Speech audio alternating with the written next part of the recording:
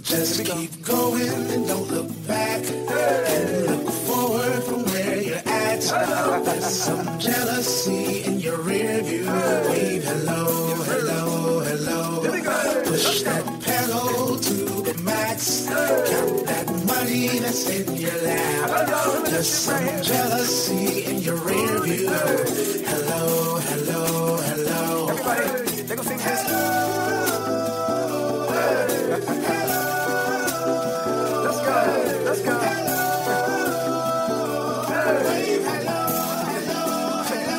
This is your 91.3 FM 3030 Sports Update. The 2013 NFL Draft is underway with surprisingly just one quarterback being taken in the first round, despite the hype surrounding the quarterbacks. Geno Smith, Matt Barkley, and Ryan Nassib will have to wait for day 2 to hear their name called because the Buffalo Bills ended up selecting E.J. Manuel out of Florida State. My reaction was just a breath of fresh air. I was just extremely excited when my phone rang. Earlier that night, I was getting prank phone calls on the hotline phone and things like that. So when I heard it was Mr. Nix on the line, I was excited. I was like, wow, I actually got drafted by the Bills. We knew coming into the draft the Bills were targeting a quarterback, but according to head coach Doug Marrone, the Bills aren't just going to hand him the starting job. He's going to have to earn it. It is significant, when you take a quarterback, and it's always a position. But, Kevin Cobb, Tavares Jackson have done a very good job while we're here, and EJ is going to have to come in, and he knows that. I've talked to all the quarterbacks that we spoke to about, understanding, coming in, the focus that you have to have. You have to learn the scheme, earn the trust of your players. When you put a quarterback out there on the field, and my philosophy has always been everyone has to believe, when I talk about the team, that player can win games for you. In order to select E.J. Manuel with the 16th overall pick, the Bills, who originally owned the 8th overall pick, made a trade with the St. Louis Rams. Aside from swapping 1st and 3rd round picks, the Bills also acquired their Rams' 2nd and 7th round picks. The Bills will now enter day 2 with 3 draft picks to work with. They have 2 second rounders at 41 and 46, and a 3rd rounder at 78. For the Sabres, their regular season ends tonight at the First Niagara Center against the New York Islanders at 7 p.m. If the Sabres win, they would finish their season with a .500 record.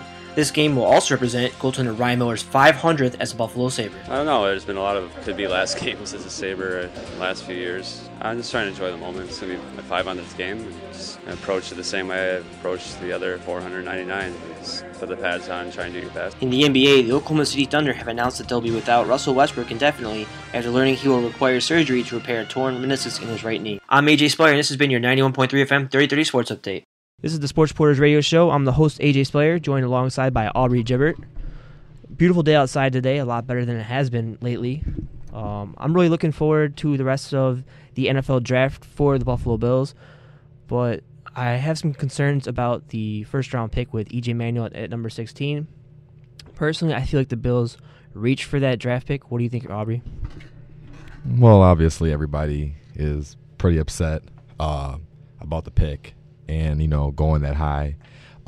Me personally, obviously, I think it was a reach. I think you could have got him in the second round, but I'm not as upset because of the fact that they did trade down with St. Louis and got an extra second-round pick out of it. That kind of actually made me feel as though they should have definitely waited because they had the luxury of having 2 second-round picks. But, yeah, obviously I was more upset yesterday than I am now. Like people, like analysts have said, I think he does have the highest upside of any quarterback in this draft. I think he's a project, though. Yeah, I mean, I don't think he's as big as a project as everybody thinks, though. I did watch him at Florida State, and it wasn't really. I didn't see much, to put it that way. But also, I don't think that his potential was flashed in college as well. I think that offense there in Florida State with Jimbo Fisher was more based off of the athletes that were around him. So, he was throwing a lot of bubble screens, a lot of not really anything in terms of progression reading. Just like Geno Smith, that's the biggest flaw they say with him. He ran a wide-open system at West Virginia and really didn't make many progressions in terms of his eyes and throwing the ball down the field. So I think that EJ will become the quarterback. I think. I'm not totally sure, but obviously they picked him high. He wasn't even projected to go until I think the second or third round. I would have preferred Geno, but in terms of potential, he has the potential and he has the arm, and that's all I've been wanting is arm. A guy who can throw the arm through this wind, and he's 6'5". So there's been talks about him running the read option. I think if he was to play right away this year, I think you would see a lot of that just to get him acclimated to the NFL. But I think this is also a move, like I know Nate said in the previous show, that I think he's not going to have to start right away. I think Kevin Cobb's going to be the starter. Depending on what the record is, he might start later on in the season. But, I mean, I think he should start right away, but I don't think he's going to start at day one. Interesting thing about the read option that people haven't really talked about yet, it's similar to the Wildcat, obviously. The Bills currently have Brad Smith, who was operating the Wildcat. Now that they have E.J. Manuel, they can possibly get rid of Brad Smith, and he can become a free agent. The Bills could save some cap room there. But the question mark is, I mean, obviously you have Kevin Cobb, Tavares Jackson. More than likely, one of those two quarterbacks is going to start while E.J. Manuel progresses. What are the odds we see E.J. Manuel operating the Wildcat this season? I don't see us running the Wildcat personally. I think the Wildcat is done. I think it's been blown out of proportion. I think it's been beaten. I think the read option is the newest Wildcat scheme / package in the NFL. But I mean, if Tim Tebow couldn't run it, I don't see why the Bills would put in E.J. Manuel for that purpose and risk him to injury, especially because he is the guy that they're expecting to take over this team and this franchise for years to come. So you really don't want to put him at risk for just running the ball. I mean, he does have the body, which is what a lot of scouts raved about. He has the NFL body, 6'5", 240. But I think that he will play later on in the season, depending on the Bills' record or depending on if Cobb gets hurt. Obviously he's never played more than 9 games, I think it was. So, I mean, I'm all for him starting right away, even though he's not ready, simply because of the fact that we're not a playoff team. I don't see us making the playoffs, so why not just throw him in there? But if he's not ready and you have a guy in Kevin Cobb who has some ability, then they're going to probably go with Cobb, honestly. When I look at this move the Bills made, I think back to last year in the 3rd round when the Bills ended up reaching for T.J. Graham when they could have obviously went after a quarterback like Russell Wilson. Now, there's a lot of similarities between Russell Wilson and E.J. Manuel. Neither quarterback really runs too much, but they have the ability to do so. The difference between Wilson and Manuel is the accuracy, of course, with Wilson being the much more accurate quarterback, and yet he only went in the 3rd round, and Manuel, with this being such a weak draft, ended up going in the 1st round. I see the potential. I like the height at 6'5".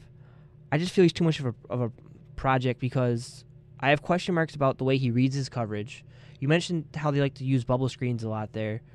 Now he's going to go to a team that really doesn't have any wide receiver options right now. Question marks at the tight end position. You have a question mark at the left guard position. So you have to understand whether or not they're going to be able to block for him because Eric Woods had a history of injuries. I believe he's had 4 straight years of where he's been injured. I think 3 years in a row he's been on the IR. Corey Glenn's entering his sophomore year of college or NFL. Craig Urbick, he really has had only 1 good season in the NFL, I would say. And Eric Pierce is coming off an injury, and his backup is Chris Hairston. There's a lot of question marks on this offensive line that nobody's really talking about. And if you really know anything about football, if you watch film or anything like that, the offensive line could be the big difference between a quarterback having success and not having success because of the amount of time he has in the pocket to pass. Yeah, I definitely agree with what you're saying. I don't think it's that big of an issue as you say. I mean, there are question marks. Don't get me wrong. I mean, you have a big hole at left guard now with Andy Levitre going on in Tennessee. Not much depth right now.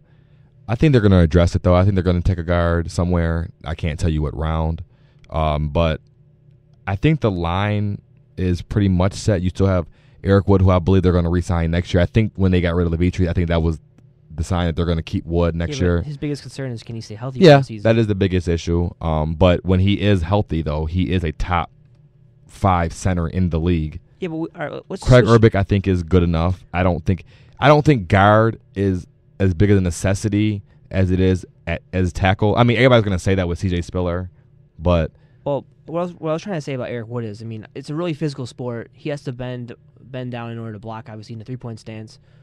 You look at a guy like Amari Stoudemire, who's had a lot of injuries in basketball, and how it's really impacted his career, how he hasn't been the same player since.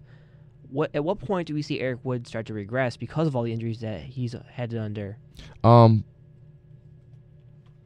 It's funny you brought up Amari and Eric Wood. If you look at both of them, though, I think there's a difference between an injury and a freak accident. Because if you look at their injuries, they've been literally freak accidents. If you look at Eric Wood, I think the year before last. I think it was simply just a guy falling over on his knee while he was standing up. I mean, that's a freak accident. That's not something that you can really control. It's not a conditioning issue where it was, you pull the muscle or anything. It's just like, especially a line, that's a common injury that occurs when people just fall over on you. That's what happens, and it's just like nothing you can do about it. And then even Amari, I mean, he was dunking at halftime and got hurt. So it's still what you said. It still makes sense that it still can hurt your career no matter how the injury occurs. It's not about what happens, how it occurs. It happens what you do after that. And given the amount of weight that he has and the fact that he has to go on a 3-point stats, has to deal with sometimes 2 defenders sometimes. Yeah. On him. I mean, there's a little concern for me there with Eric Wood. And then you have the question mark at left guard, probably Zebry Sanders or Colin Brown. I talked to Joe Buscaglia about this. He said those are the 2 players they're considering right now for left guard. I have a lot of concerns as far as the offensive line. And, I mean, apparently Doug Marone's is this great offensive line coach. I mean, he coached Brandon Moore, who's former defensive tackle for the Jets, into being a guard. He's a free agent right now. Maybe they could bring him in at some point. But I'm more concerned with the receiver position. Yeah, I mean, well, that's something that they'll be targeting in the second round, which is kind of curious to me because if you look at who the best player in the draft was, not lineman-wise, it was probably Tavon Austin. And instead of drafting him at 8, the Bills opted to go another route, trading with the St. Louis Rams and moving to 16 and taking that quarterback. But obviously, the wide receiver pool has started to regress a little bit. Cordell Patterson's off the board now. DeAndre Hopkins is gone. It's a deep class, though. This is probably one of the deepest receiver classes I've seen in years. There's still guys on the board that if they get the Bills get them. There's Justin Hunter, 6'4" guy from Tennessee. Mel Kiper has the Bills drafting him in his second draft. Yeah, I would love him. He would be the example of what Buddy Nix wants in a big, tall guy who goes up and gets the ball. Robert Woods is not a guy who's necessarily big, but he's a guy that gets open and can make plays after the catch, which would fit with that West Coast system that Nathaniel Hackett plans on running in Buffalo. I've watched him closely at USC. Good player. Nobody really talks about Robert Woods being a big play threat, but he's a good route runner, and he's he gets separation. Hands. Yeah, and he can make plays after the catch, and that's a thing that I think would make him a scheme fit in this West Coast offense, especially if they're going to go with Kevin Cobb first year, because you're not going to expect a lot of deep throws. Maybe when Manuel gets in there, you'll expect it. He made a few deep throws when he was in Philadelphia. Obviously, not in Arizona because he didn't have time to, though. Yeah, and it's a speed. The West Coast, they're talking about a speed tempo offense. I think Robert Woods was used to that in USC. He ran a pro-style offense there with Matt Barkley and Lane Kiffin and those guys. So I would definitely think about him. I mean, honestly, I would definitely agree with going with a receiver and tight end. Listen, you got either way it goes. If you like EJ Manuel or you don't like him, it's over. The Bills have taken him. That's who they want to go with. So at this point, show the confidence. Get some guys in there that can make him better. And I think tight end is one of the biggest issues the Bills need to address as well, because they need a guy over the middle that can be a safety blanket for EJ Manuel when he eventually gets in there. You need to put guys around him, and that's where I think a lot of teams make mistakes, such as the Jets. Have they really put anything around Mark Sanchez to expect much of him? No, they haven't. Now, and there's some quarterbacks that can alleviate those issues that are franchise quarterbacks like Aaron Rodgers or Peyton Manning or Tom Brady, or especially Tom Brady, a guy who doesn't have many great receivers, but he makes everybody better. But especially with EJ Manuel, if you want to bring him in slowly or if you want to put him in right away, give him as much talent as possible. You got Stevie, you got CJ, get him another receiver, give him another tight end. That way, at least from the beginning, he'll have guys to work with, and then you can still progress. Sam Bradford, another guy from St. Louis, they're just now getting him guys in year 3 or 4? Yeah. You have to give these guys from day one, so then you don't have to keep going every single year thinking, oh, well, maybe if we got this guy to go with him, maybe you can't go year by year doing that. You have to bring in guys right away, I believe. And the Bills have half of it. Now you have to bring another half in. Yeah, no, obviously you need a receiver because you look what happened to the Cincinnati Bengals when they drafted their quarterback and wide receiver pair and they ended up making the playoffs 2 straight years. It's possible. I just don't see it with the quarterback they took because he's such a project. One could actually compare him to Terrell Pryor in a way, too, because the Oakland Raiders ended up doing that supplemental draft. It was a second-round pick that they had to give up, I believe. Yeah, it was second or third, I believe. And he has yet to crack the starting Well, maybe he started at the end of the year for Oakland. I'm not positive. He's not going to be a starter. He's never going to be a starter. I But that's doubt my that. point. Like, I think it's a wasted draft pick. And people say, well, hey, why not take the risk? It doesn't cost as much money as it used to. Again, if he's not a franchise quarterback who's going to take you to the playoffs or even possibly win a Super Bowl, which this guy does have potential to do, but he was a third-round pick, in my opinion. So And a lot of other people's opinions, too, apparently. would you have taken Nassib or Barkley over him? If I was the Bills, I would not have even thought quarterback in the first round. I mean, I can agree with that because honestly, like especially I said, where they were, there was no team behind them that, well, at least in the first round, that was looking at a quarterback. I told you, we talked earlier. I told you that I thought at 16 the Bills should have looked to trade down even more to a team like maybe like San Fran, or if you're going to stay there, take the best player available. And I thought they honestly should have taken Tyler Eifert, the tight end from Notre Dame, because he's a guy that is not just a guy who you can just throw in as a starter. He's a guy that even when Scott Taylor comes back, I think he's the starter. Well, it'd be Eifert is he's a Rob Gron. He's a smaller version of Rob Gronkowski to me. It would be a good fit for the Bills because when you look at what Syracuse used to run over there, they used to use some two tight end sets, and it really paid off for them. They ended up going 8-5 in the season because they had concerns, obviously, but. And then you could even you could have still had Manuel in the second round. I know you were saying that the Philly was interested in him, so there was a possibility that maybe he got taken. But at least you can get that tight end, and then you can still get the quarterback and still get a receiver. Yeah, well, the thing in Philadelphia is they have Michael Vick at quarterback right now, and they can afford to run with Michael Vick for one more year and have him be the project. Basically, what happened when Michael Vick re-entered the league and he was behind Don McNabb, which is probably what they would have done over there. They're in a perfect position to get Geno Smith. Going back in that tight end conversation real quickly, there's a reason the Bills brought in Fred Davis when they did, because they wanted to go possibly with a two tight end set, and there's always a possibility that maybe Scott Chandler's not ready for the season. You need to have a tight end. There's currently one tight end the Bills can really target in the second round, according to all the draft boards I'm looking at. It's Zach Ertz from Stanford. I got a feeling he won't be there when the Bills draft. But in the first pick or the second pick of their second round? For their first. I think he'll be there for 41. Will they take him? It depends on who gets taken before them. But I think that they're going to be in a prime position to get a receiver because of the run on quarterbacks at the top of the second round, especially with Geno dropping. I mean, in a lot of mock drafts even had him dropping. But did you really think that Geno was going to drop to the second round? Let's be honest. Well, that changes the whole. And then Manti Te'o as well. That changes the whole parameter of the second round in the top half, I would say. When we first started hearing reports about the NFL draft, teams were talking about Geno Smith being in the first round, and then all of a sudden it changed and he started going to the second round. But I don't know. It's just Geno Smith. He didn't really play well when it came down to the crunch time, especially against Syracuse in that bowl game. And there's been some question marks about how he can handle pressure. And one of the things we noticed on draft night is he looked a little rattled there when teams were taking him. I'm not going to say that's the reason why he fell where he did, but he also made comments where he couldn't handle critics, blasting the ESPN analysts for saying that he wasn't one of those great quarterbacks. Sometimes you just got to deal with it.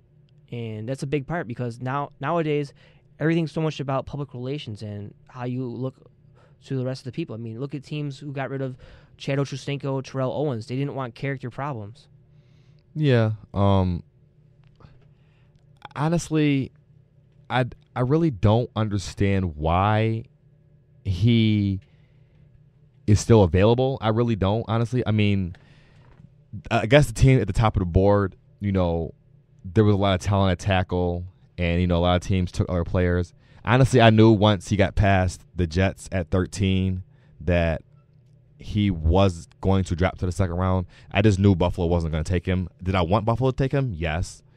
I think he has the NFL arm you want.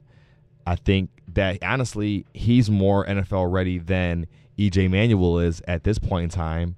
But a lot of flaws people say is that, A, he played in a West Virginia system where a lot of progression was not needed, and it was a wide-open offense. A lot of people say his stats were inflated because of 20% Tavon Austin. 20% of his passes were actually screen passes. So that kind of contributed to why he had such a high completion percentage there. Yeah, but I mean, he has. You can't. Sometimes you really can't look at college stats. I mean, a lot of times people want to do that, but I think you have to look at this guy. He's a guy who has the throws he made. I mean, I'm not just throwing out stats for the heck of it. I mean, if you analyze the film, they're throwing 28% of their passes behind the line of scrimmage, and it's not really that hard to complete a pass there. So, I mean, you're probably not gonna remember this, but Aaron Rodgers in Cal, that's all they did was throw bubble screens. They threw bubbles. If you look at his college stats, they're nothing to be desired. I mean, he was up there with Alex Smith for the top quarterback taken in that draft. But if you look at his college stats to now, or even his ability, he wasn't anything to be raving about at Cal. He threw a lot of bubble screens down there in Cal. That's why I say with E.J. Manuel, sometimes you can't always look at the college and what he did, because sometimes some offenses don't let you maximize your potential. I didn't see Florida State maximizing his potential. Honestly, from what I seen, it was nothing great from the eye. But I also think I have to agree. I really think that his potential wasn't maximized because, he can make throws down the field, which he wasn't asked to do at Florida State because they had athletes. And I think it depends on the people around you in terms of what you can do. He's had I think one of the second or third best arms they said in the draft behind Mike Glennon. Obviously had the best arm, they say, but I just think that his potential was not maximized at Florida State, and just because somebody wasn't as great in college, which he had great college stats, his stats in college weren't bad. I mean, he wasn't spectacular. Who did they face though? They were in the ACC. He had a big game versus Clemson, and that was top 10 team. The one game people want to talk about is the NC State game. Is where they crashed and burned, and Mike Glennon actually, that probably was his coming out party, and it was the opposite for E.J. Manuel in that game. But all I'm saying is I'm not agreeing with the pick. Just give it a chance. Just give it some time. That's all I'm saying. I think Geno is going to be good as well. I think it depends on where he goes. I hope he doesn't go to the Jets pretty much because I don't want him in the AFC East with me. But at the same time, I don't think any quarterback is going to prosper with a defensive coordinator as a coach. Not saying that a defensive mind coach, but Rex Ryan, he's proven to me that he's not a head coach. He worries about the defensive side of the ball. That's all he's been worried about. You have to. How do you not take an offensive guy? I don't even care if it was a guard. He's not the guy. He's not the one in charge. To surround Mark Sanchez. He has a say. Sometimes the GM. But what about before? Sometimes the GM has all. He wanted to bring in Tim Tebow. Was he not a part of that Tim Tebow thing? He part of that. He wasn't against it. He's been looking for any way possible to use him in the Wildcat. But the Wildcat is done with, and that's my point. Is that, and if you're gonna do that, bring a guy in like that, you have to bring in an offensive guy who knows what he's doing, and he has not brought in guys that know what they're doing. Marty Morningwig, they're not gonna run the ball in New York. Did you watch Philly? They had one of the best running backs in the league in LaShawn McCoy, and how did they use him? Passing, catching. So. Who does even do the Jets even have a running back? Can you even name their starter? Sean Green left. Right now it's Belial Powell. And they ended up getting Mike Goodson, who I'm happy they're going to suck. Raiders, I don't know why I'm acting like I don't care. Panthers from before. I mean, Goodson has some potential, but he's not a guy who I would go into the season and think about him as a starter. And I really think that the Jets going into this draft might consider Lacey in the second round, especially if he falls. They have a lot of needs. There's a possibility that Lacey might end up going to Jacksonville because MJD is in a contract year, and if you're MJD, do you really want to spend the rest of your career in Jacksonville? Yeah, that is true, especially with Blaine Gabbert at quarterback. I'm surprised if they need to go quarterback. I don't know why people are saying why not. They have too many pieces. I mean, let's face it. Too many pieces that they need to. Okay, so let me talk to you about that. Let me put it this way: if Jacksonville were to get a quarterback, okay, I would take Geno. I wouldn't even think about it. Is it going to change? Yes. How many wins they have? Not this. But okay, so if you're looking for right now, then no, Geno's not going to necessarily change you. So why don't you get the pieces that Blaine Gabbert needs? Because let me ask you this question: do you think Blaine Gabbert is the future of the Jacksonville Jaguars? I don't think he's been put in a fair situation. So then, how do you figure? Who has he had to throw to? He's had Laurent Robinson, who's now a free agent. He has Cecil Shorts, Justin Blackmon. They have more options than the Bills have right now. I'll tell you that. No, he made Cecil Shorts look good. No, Chad Henne made Cecil Shorts look good. It's funny how when Blaine Gabbert went down, Chad Henne did more with the same players that Blaine Gabbert had. Well, there's talks and he was another guy who came out of a wide open offense. There's talks that Chad Henne might actually be the starter this year. He probably will, but I just feel like the Bills, why keep waiting?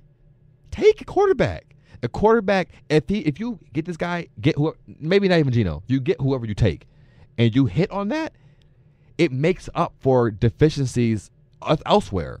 If you like I told you before, quarterbacks make receivers. Receivers don't make quarterbacks. You can get a Calvin Johnson. Yeah, you know what makes quarterbacks? But if you have no quarterback throwing the ball to Calvin Johnson, he's useless. You know what makes quarterbacks though? A good offensive line. Okay, but they don't, and they address that. Tell me one quarterback who doesn't have a good offensive line. They address that though. They still have a left guard hole. I'm talking about the Jaguars right now. We're not talking about the Bills. Yeah, I'm talking about the Jaguars. Because you kept going back and forth. Oh no, I'm sorry. Yeah, so I'm talking about the Jaguars. But for the Bills, yeah, I totally agree with you. I don't think the left guard is. If they take one in the second round, I wouldn't be mad. Who was our best offensive lineman this past season? Probably Levitri. I'd probably say Levitri. Him or Eric Wood. Yeah, but you still got Cordy Glenn, who's only his second year in the league.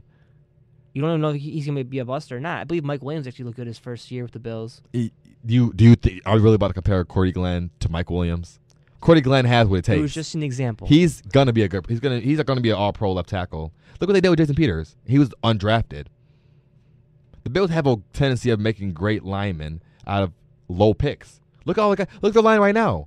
How many only first-round pick or a second-round pick on their line is Cordy Glenn and Eric Wood, and they just drafted Cordy Glenn last year. Everybody else was undrafted. Maybe the Eric Pierce, undrafted. Maybe the Bills can bring back Mike Jasper since he was undrafted. Or no, sorry, he was the last pick or one of the last picks in the 7th round the one year. He was kind of also in between. Maybe they can bring him back, and he can block for them. Yeah, but I mean, you don't have to go high with linemen, except for when it comes to tackles. I agree, take them high. Guards, I don't believe you have to take them high. Craig Rebick, undrafted. Eric Pierce, undrafted. No, Craig Rebick wasn't undrafted. He went to. He was low then. If he was, he was a 3rd-round pick. That's not a first or second. Which you wanted them to take a first though. A top 10 pick on top of that. Because with a guard. This is one of those drafts where in the first round, all those guys are considered to be future Pro Bowlers. Oh yeah, definitely. And those if you guards can get a sure thing to caliber. replace Levitri at a much cheaper contract, I'm definitely down with doing that. And then going with it to the Are you wide sure? Yeah, and then after going after that wide receiver in the 2nd round, and then you see whether or not Kevin Cobb can handle it, and then you go into next year when Johnny Maxwell is probably going to be in the draft, it's a deep class next year. And A.J. McCarron's going to be there. Why take a quarterback in a weak draft when you can Did get a better you one just say next A.J. year? McCarron? You think he's going to be a pro quarterback? Why does everyone have a knock on Alabama? It's not had nothing to do with Alabama. If he was that good, he wouldn't still be there.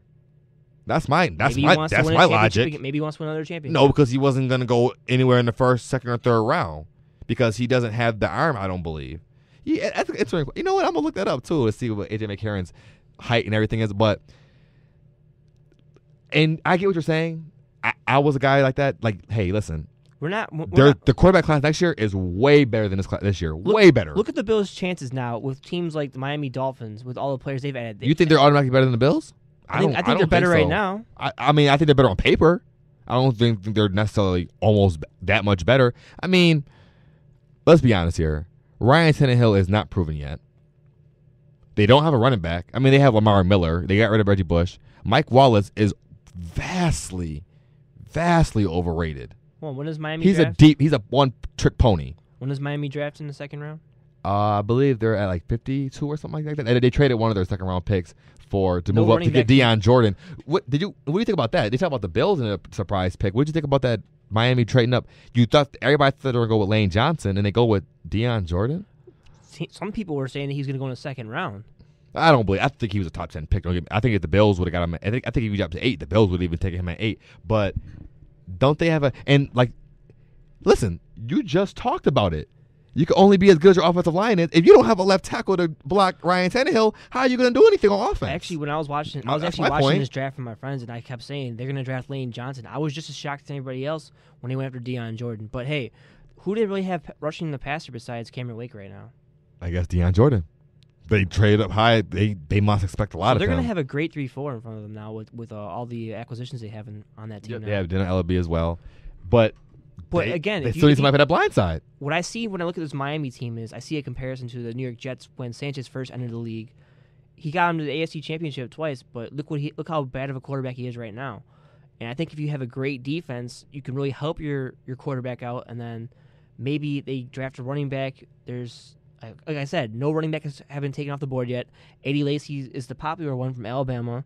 There's Monte Ball from Wisconsin. So they have some options out there in running back in the second round who might even start this year. Yeah. So if you had to pick a team or two from yesterday's draft, who was your winner? We have to go winner and loser here. I mean, I think if you're going to go what everybody else says, but I want who was your winner? I would have to go with Baltimore. Really? At 32, I mean, they didn't have to make any moves. They ended up getting a great pick in Matt Elam because Ed Reed's no longer there. They needed a safety. They got him. All they need now is an inside linebacker. But if Rolando McClain's legal problems doesn't affect him this season, he's not suspended, you never know. He could fill in for Ray Lewis. And looking at Baltimore possibly repeating, even though they have to replace Anquan Bolden still. Yes, that is a big piece that people are failing to recognize right now. Actually, if I had to really pick a winner, though, I might say St. Louis. You know what? I was going to go St. Louis as well. Alec Everybody was Ogletree. picking Minnesota, obviously, because they got Sharif Floyd, who was projected to be a top 5 pick, dropped down, I think, 22 or 23. They also got Xavier Rhodes, the cornerback from Florida State, and they also traded back up to get Cordell Patterson. But if I had to pick a winner, like you just said, I had to go with St. Louis simply because of the fact that you were able to trade up and get the best receiver, offensive playmaker in the draft to surround Sam Bradford, a guy that you're going to have to account for, especially with them not really set a running back. Who knows what Tavon Austin's going to do? Only thing with him is let's hope he stays healthy. And then you were able to even trade down and get what I thought was the best inside linebacker in the draft, and a guy that you liked at the Bills at 8. He went 30 in Alec Ogletree out of Georgia. So they got 2 starters, and they didn't lose much doing it. Yeah, they ended up losing the second-round pick to the Bills, but they got a third-round pick and a sixth-round pick back from the Falcons. So. I think they still got a first-round pick next year, too, in that RG3 trade, I believe. I don't know. We can look it up. But I believe they got 2 first-round pick, 3, well, including the one from that year. So we'll see if, that works out, because RG3 is no joke. So, but, with EJ Manuel, obviously everybody's thinking. The problem is nobody had a problem with him, but it's just the fact that he went so early. But like I said, we'll see. We won't really know how good he is for another 2 or 3 years, I believe. We can't judge it until about 3 years from now. I mean, we've talked trades. We've talked, obviously, EJ Manuel. But the real question is, who are the Bills going to draft in the second round? We'll let you know after this break. WBNY 25 is a weekly countdown of the top songs by airplay here on Buffalo's Original Alternative. I'm Tom Connolly, and each week I'll count down the top 25 songs and tell you a little bit more about the music you love. The WBNY 25, Tuesdays 7 to 9 a.m., rebroadcast Fridays 7 to 9 a.m., only here on 91.3 FM WBNY. And so it begins.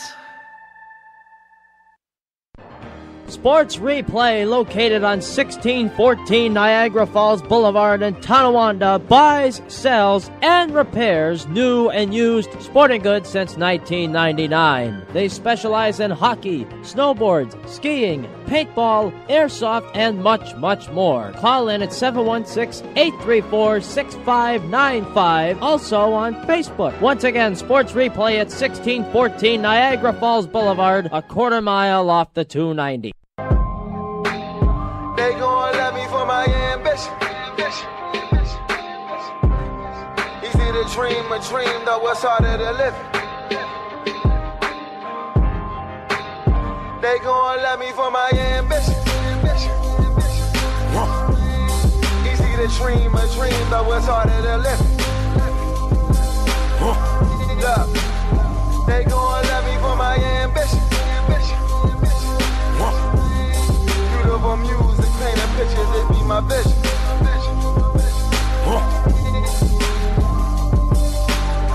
This is your 91.3 FM 3030 Sports Update. The 2013 NFL Draft is underway with surprisingly just one quarterback being taken in the first round, despite the hype surrounding the quarterbacks. Geno Smith, Matt Barkley, and Ryan Nassif will have to wait for day 2 to hear their name called, because the Buffalo Bills ended up selecting E.J. Manuel out of Florida State. My reaction was just a breath of fresh air. I was just extremely excited when my phone rang. Earlier that night, I was getting prank phone calls on the hotline phone and things like that. So when I heard it was Mr. Nix on the line, I was excited. I was like, wow, I actually got drafted by the Bills. We knew coming into the draft the Bills were targeting a quarterback, but according to head coach Doug Marrone, the Bills aren't just going to hand him the starting job. He's going to have to earn it. It is significant, when you take a quarterback, and it's always a position. But, Kevin Cobb, Tavares Jackson have done a very good job while we're here, and EJ is going to have to come in, and he knows that. I've talked to all the quarterbacks that we spoke to about, understanding, coming in, the focus that you have to have. You have to learn the scheme, earn the trust of your players. When you put a quarterback out there on the field, and my philosophy has always been everyone has to believe, when I talk about the team, that player can win games for you. In order to select E.J. Manuel with the 16th overall pick, the Bills, who originally owned the 8th overall pick, made a trade with the St. Louis Rams. Aside from swapping 1st and 3rd round picks, the Bills also acquired their Rams' 2nd and 7th round picks. The Bills will now enter day 2 with 3 draft picks to work with. They have 2 second rounders at 41 and 46, and a 3rd rounder at 78. For the Sabres, their regular season ends tonight at the First Niagara Center against the New York Islanders at 7 p.m. If the Sabres win, they would finish their season with a .500 record. This game will also represent goaltender Ryan Miller's 500th as a Buffalo Sabre. I don't know. There's been a lot of could-be last games as a Sabre last few years. I'm just trying to enjoy the moment. It's going to be my 500th game and just approach it the same way I approached the other 499. Just put the pads on and try and do your best. In the NBA, the Oklahoma City Thunder have announced that they'll be without Russell Westbrook indefinitely after learning he will require surgery to repair a torn meniscus in his right knee. I'm AJ Speier, and this has been your 91.3 FM 3030 Sports Update. And we're back on the Sports Reporters Radio Show. I'm the host, AJ Speier, joined alongside by Aubrey Gibert. We are talking about the Bills in the second round now. If you want to call in and comment on our show, the number to call is 716-878-5104. That's right, 878-5104. Aubrey, as we mentioned, Bills have 2 second-round picks. Obviously, we need a wide receiver, or they need a wide receiver. Obviously, they need a linebacker, they need a guard, maybe even a safety, maybe a cornerback. What 2 positions stand out to you? Well, I think obviously receiver is going to be one that's going to be addressed. I think that one we can automatically, put in the book. I'm not sure they're going to go with that in the second round pick or that second round pick. They're definitely going to go receiver. They have to. If they don't, then I don't know what they're going to do. But they definitely are. And then I think with that second pick, I think it just depends on. I just really think it depends on who is available. I would like a tight end. I'm hearing about that Vance McDonald guy. There's linebacker, obviously, maybe Manti Te'o. Do you want to bring Te'o in here to Buffalo? And then more media attention. There's corners as well. I think you can go corner later on. I think there's always corners in the draft. What about the possibility of the Bills trading both those second-round picks to move up to like 33 or something like that? So, but who was good enough where you would do that? Well, if say the Bills really want Te'o for some stupid reason. I think Taylor's going to drop to them anyway. I don't see anybody in the second round that makes you want to trade your both picks. If they took Tyler Eifert in the first round and then they were looking at like a Geno Smith or something like that, I would have no problem with that. But there's nobody really at the top of the draft that you'd Bills should just trade up for. Because I think it's going to be, like I said, I think there's going to be a run of quarterbacks at the top of the second round. And then I think what San Fran's going to take. I think San Fran's going to take a defensive lineman to replace Justin Smith eventually. But I think with Jacksonville, Arizona, they're all going to probably go quarterback or maybe receiver. And so I think it's going to be a run of quarterbacks and receivers in the second round, well, at least the first top half of the second round, excuse me. Because as you mentioned, there's been no running backs been taken. Eddie Lacy and still Eddie available. Lacy go. Monty Ball from Wisconsin still available. Zach Ertz, the tight end's available. The next best safety available is the guy from FIU. So I don't know how many teams really want. I don't know how many teams really want to target an FIU, and I don't think the Bills want a safety. They just moved Aaron Williams to strong safety. He was a sound tackler, kind of like an Antoine Winfield, but he just couldn't cover, and that was his problem this past season. So I think the Bills are going to be set at safety. Denoris Searcy seemed like he had a lot of promise a few years ago. He really hasn't had a shot to really prove himself. Now that George Wilson's in Tennessee, by the way, he's a backup, I might add. He's a backup? Behind Bernard Pollard. Oh, wow, yeah, I forgot. So who's their free safety? Michael Griffin. Wow. See how bad? I like George, too. I really like George. I really thought that he was a good starter. I honestly have no idea why the Bills got rid of him. What are the odds? Other than him just being older, because I don't think his salary cap hit was that big. What are the odds we end up seeing Brian Scott possibly starting here as strong safety if it doesn't pan out with either one of the other two? He's a guy that's good in the box, so I mean, if you want him to play in the box, yes, but not a guy who can cover. I don't believe he can cover. I think he's like a nickel linebacker, a guy who can come in on third down and defend, really cover tight ends and receivers. I think you'll see him doing that more than Manny Lawson will. I think on third down. I think the Bills kind of tipped their hand that they're going to go wide receiver in the second round, though, by not really bringing in any NFL free agent wide receivers. Not even one. Visits, not one. And there's still a few other receivers out there. I think they're going to go Robert Woods, personally, there's from Ramses USC. Barden, Brandon Lloyd, who are still available at wide receiver. I know Lloyd has some character concerns, but you'd think they would at least bring him in. They didn't even think about doing that. So the Bills kind of really tipped their hand. They're going to go quarterback and wide receiver in this draft. I think we know it's just a question mark of whether it's going to be the first second-round pick or the second-round pick. That's going to be it. And obviously the Bills bringing in Carlos Danzy for a visit, maybe they don't need to go linebacker, but if maybe Te'o falls to that second-round pick, it's going to be hard to pass him up. Yeah, him and also Kevin Minter from LSU are two guys that have been talked LSU about. guy, though. Yeah, he backed up Shepard. So, then the conflict of interest comes in with LSU. Do you really want to take another guy like he did with Kelvin Shepard? And how would that look if Minter ended up starting over Shepard in Buffalo? Ooh, that would be a big... Well, I mean, I honestly do not like Kelvin Shepard, but it's not about what me or you think. The Bills organization still think he has room for improvement. This is his third year. They always say the third year is always a year where you can really judge somebody, a player. So I think they still have a lot of trust in him. They're going to probably start him. I would preferably love to sign Carlos Dansby and start him along with Nigel Bradham in the inside because he brings a lot of experience and he attacks the football. And I think that's really what we need is some attacking linebackers. I think the outside is pretty much set with Mario and Manny Lawson, and then you still have Mark Anderson. So I think the Bills feel they're more set at linebacker than we think they are, especially with the different schemes they're going to run. I think they really think they're set, and I'm not sure about it, but it's not about what we think. They think they're set. I think their only linebacker they look at as an inside. Everything, even Arthur Brown from Kansas State, I like a lot. A guy who's got everything you need except for ideal height. He's got athleticism. I'm not a big person to not take somebody because of ideal height, Russell Wilson, but we'll see. There's also another guy in C.O. Moore who played for UConn. He's not getting a lot of attention because the Big East was never really that great of a conference this past year. We already mentioned Kevin Minter as well and Te'o. Obviously, linebackers a concern for the Bills. I've seen one mock draft that has the Bills taking Te'o.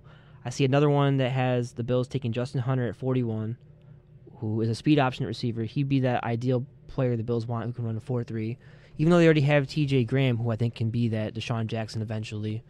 People forget that Justin Hunter played with Cordell Patterson. He was really the go-to guy, and Cordell Patterson went before him. Cordell Patterson really didn't jump out to me on film either. He just happens to have some skill. He's the replacement for Percy Harvin. Let's be honest. That was why they got him there. He's a guy who's going to play receiver, obviously, but he's going to return punts and kicks as well. Apparently, the Minnesota beat writers are comparing him to Jerome Simpson, so it's like they have two Jerome Simpsons on that team. Is he back with the team this year? I think Jerome he is. Simpson? I think. But I want to talk about this mock draft Mel Kiper did on ESPN for the second round. Like I said, he had the Bills taking Justin Hunter at 41. Then at 46 is the most curious pick I've ever seen. Eddie Lacy from Alabama, a running back, when the Bills already have C.J. Spiller and Fred Jackson. Now, is there a possibility the Bills might trade Fred Jackson and we're not aware of that? Because I wouldn't mind Eddie Lacy then as a backup plan for C.J. Spiller then.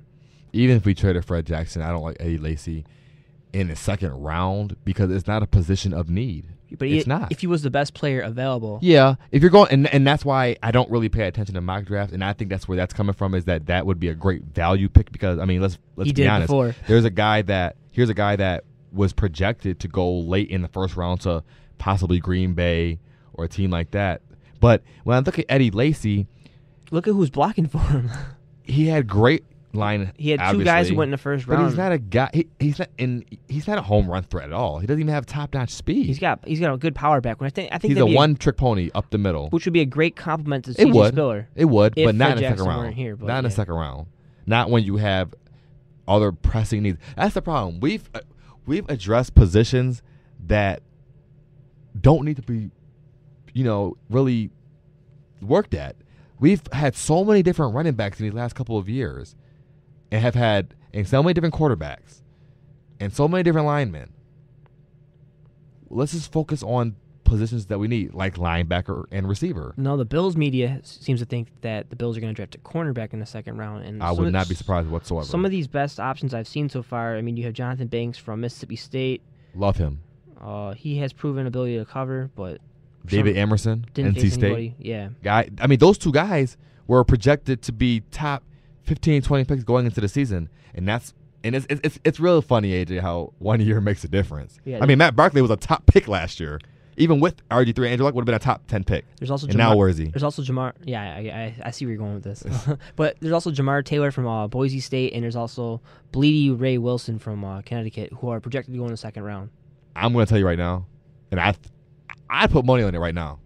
They're going to go receiver and corner because Buddy Nix he's already come out and said he'll take a corner every single year. No matter how many corners you have, you can never have enough. Why do you sign McKelvin to that deal then if you're going to do that? They need somebody for the nickel back. Do you think Ron Brooks can possibly be that number 2 corner? I think he doesn't have the size to be the number 2. I think he could be a great nickel.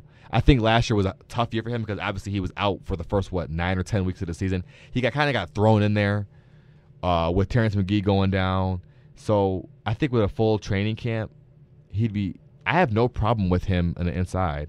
I have a big problem with McKelvin, but like I said, we can't do anything about that. McKelvin's re-signed. He's going to be a starter.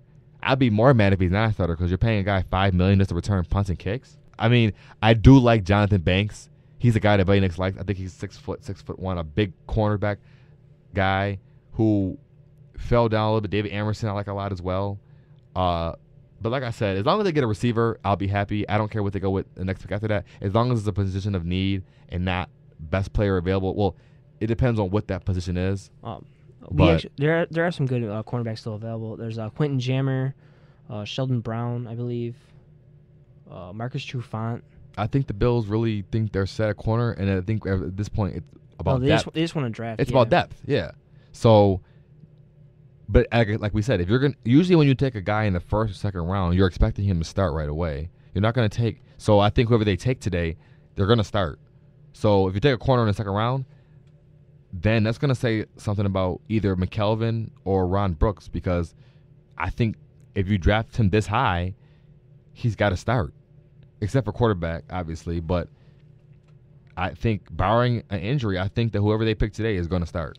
If the Bills were to say sign Dansby before tonight, are you sold at the linebacker position? I know you seem to really like Nigel Bradham. I haven't seen enough from him yet that I'm confident going into the season with our inside linebacker position. Yeah, I'd go for depth, and I don't think you go for depth in the second round. Third round, possibly. Unless you have, you go with the first round. Usually, you go with somebody that you expect to start right away, and then third, fourth, fifth round. The Bills didn't do that at quarterback. Yeah, they've made that mistake year after year. So I will at least commend them for going out there and getting a guy they wanted this year. Maybe it wasn't where people projected him to go, but I just don't like getting caught up in this whole value and taking somebody here, taking somebody there, because if he does good, we're not gonna be talking about him being taken at 16. RG3, okay, but if was traded for 3 first-round picks. Is anybody talking about him getting traded 3 first-round picks now? If EJ Manuel doesn't pan out, then we're gonna be talking about how MS pro and a con. But here's a problem I have. Why is Buddy Nix making these decisions? He's not going to be the GM after this year. He's already announced that he's going to step down and let Doug Whaley take over. He has no consequences at all if he messes up the draft pick. Yeah, and that's why a lot of people have been asking. I'll ask you, do you think that EJ Manuel was Buddy Nix's pick, or do you think it was him and Doug Marrone? Let me ask you that. Like I said, I think he's trying to make up for the fact that they didn't draft Russell Wilson. He saw someone who's similar to Russell Wilson and said, hey, let's go after him. And from what I've heard so far in all the interviews and stuff, he seems like a really confident guy. And if you can really persuade someone in your interview, which apparently he did, he's a really smart guy. And I believe he had the 3rd best score in the Wonder League. Yeah. And then obviously he really impressed at the Senior Bowl from what I heard. And honestly was a guy that I hadn't even looked at until Chris Brown brought him up yesterday. But like I said, he has everything you need to be the quarterback. I'm going to throw a name out there. I'm not trying to compare him to this guy, but a guy who I think was in a similar situation, Cam Newton.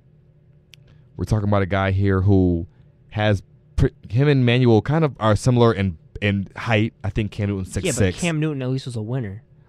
Yes, but Cam Newton also had less experience than EJ Manuel has going into his first year, and Cam Newton had no off-season training. That was the year of the lockout. He went right in without. I think they had a month training camp. Yeah, but you can't learn anything in a month. Teams really couldn't scout him either, though. They didn't have any film on him.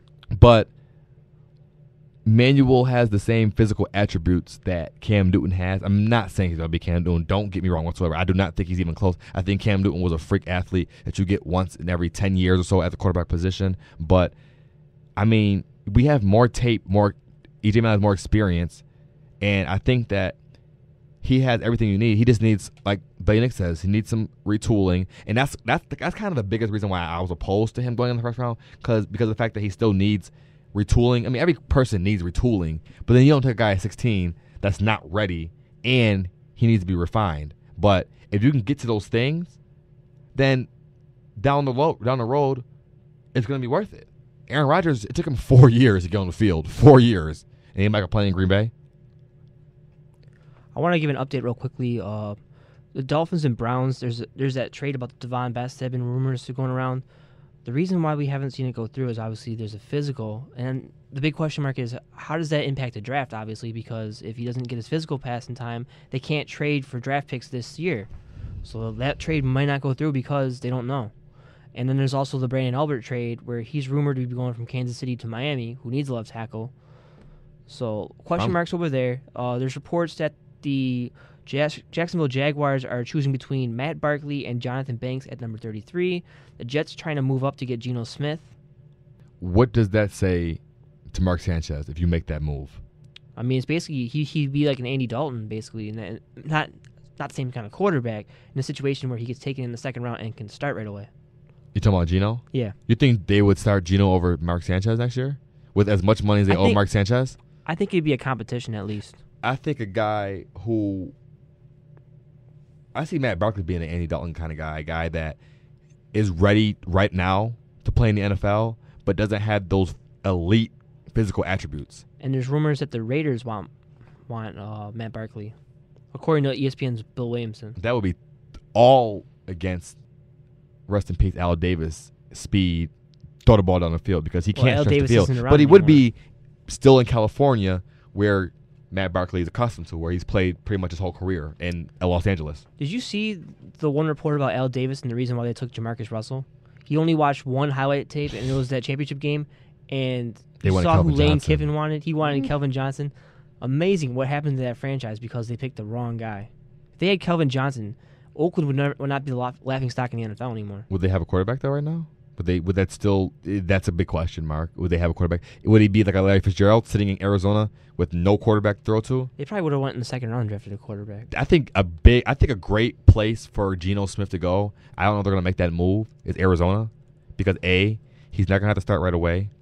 Carson Palmer. He's got Carson Palmer there to tutelage him, and I think Bruce Arians is a tremendous offensive coordinator / developer. Look what he did with Andrew Luck. I mean, he was already developed, but I think Bruce Arians can mold Geno Smith, and he has weapons in Larry Fitzgerald. I think that'd be a great move for him, where he could sit for a year and really come out next year, like Carson Palmer, who sat a whole year and then came right in. It was all she wrote from there. Interesting thing about the Cardinals is obviously they drafted a lineman in the first round. They have a lot of line problems. They're probably going to end up drafting another lineman in the second round. You have to wonder if any of those players can really pan out, like how great they're going to be next season. They're going to be in a division with the San Francisco 49ers, Seattle Seahawks, and now you have the St. Louis Rams with the trades they made. Once the laughing stock of the NFL's division. Yeah, you used no to be joke anymore. They used to be able to make it at 8-8 into the postseason. No more. Now that might be the toughest division to face. If you really look at it, I mean, everyone always talks about the NFC East because they have great pass rushers and all that. But I've seen the Giants start to regress a little bit. I'm not as confident in Eli Manning. Even though Eli Manning has won 2 Super Bowls, I'm not as confident as I used to be in them. No. The running back situation is what really concerns me. Defense as well. You look over at the Redskins. Obviously, RG3's health is a huge concern. If Kirk Cousins had to start, how would he do? I don't really like the receiving options because Santana Moss is getting a lot older now. and he's already been reduced to the slot, so you don't know what you're going to get out of him. Dallas Cowboys, for some reason, they just always seem to choke for some reason. And then you have a team like the Eagles, as you mentioned, they're rebuilding, and they end up getting rid of their 2 best corners. Yeah, so it's going to be a very interesting second round to the draft. The first round was definitely interesting in the fact that we really did not know who was going to go where. We didn't even think that. We thought Luke Joker was the lock for the first overall pick. And they go with Eric Fisher off of potential. Which I don't understand because he's from the MAC. Who did they face in the MAC? Yeah. And then they were even making how, and then John Gruden was even talking about Luke Joker was blocking Von Miller at one point. You think about it. They were facing UB defensive ends, and he's going first round after facing UB caliber defensive ends. I think they take him like the Bills took EJ Manuel. Pure potential. Although there is one argument. That's what the art of sports, potential. There is one argument to that because there is one player from the MAC who's had a lot of success. Do you know who it is? Give me a position. Give me the position. Quarterback. Oh, Big Ben. Yep. Who the Bills? I wanted the Bills to take Big Ben. I think they had a thing of previous first round pick players from the MAC. I think that he's really the only guy who's obviously excelled. I think Byron Leftwich is on there, but he hasn't really thrived. There was another quarterback who came out, Dan Lefevre. I believe he came from Michigan too. Yes. I know who he had a lot of hype coming out of there. Never really panned out. He was in the MAC, by the way. Yeah, but I think that Eric Fisher's going to be fine. I think they should have went with Luke Jokel. I mean, I think you got to go with the guy that, especially left tackle. I mean, what great potential is he going to have in the future that he doesn't already have now? What's going to be so much better? He's going to be able to run in outside the pocket? I don't get it. Because left tackle is only one thing you have to do, and that's protect the blind side. Well, the one thing that Kansas City likes to do, if you look at their team, they have Jamal Charles. They can run the ball, obviously. Dwayne Bowe's now back. They can pass it. Alex Smith's your quarterback. Apparently, he's the future of that franchise, so you have to protect your passer. And I have no problem with the pick. I just wish. Oh, I have no wrong. I just wish they would have went with Jokel because I feel like he's a better choice in the long term. I agree as well.